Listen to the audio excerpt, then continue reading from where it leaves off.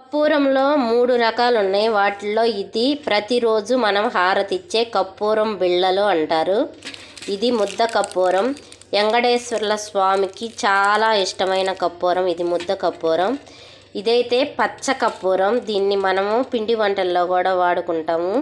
మంచి సువాసన వచ్చింది. దీని గట్టిగా ఉంటుంది, ఇలా ఉంటుంది. ఇది పచ్చ కర్పూరం అంటారు. ఈ పచ్చ కర్పూరం లక్ష్మీ కటాక్షానికి బాగా ఉపయోగపడుతుంది.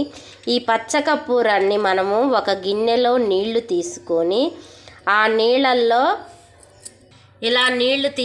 ఆ నీళ్ళల్లో ఈ పచ్చ కర్పూరాన్ని వేసి కుబేర స్థానము ఉత్తర దిక్కులో ఉంచాలి. అలా ఉంచడం వల్ల అమావాస్య ఆదివారం 2 కలిసి వచ్చిన సందర్భంగా ఒకరోజు మొత్తం ఇలా ఉంచి పొద్దున్నే ఏదన్నా పూల మొక్కలకి పోయాలి. అలా పోయటం వల్ల ఇంట్లో ఉన్న నెగిటివ్ ఎనర్జీ లక్ష్మీ కటాక్ష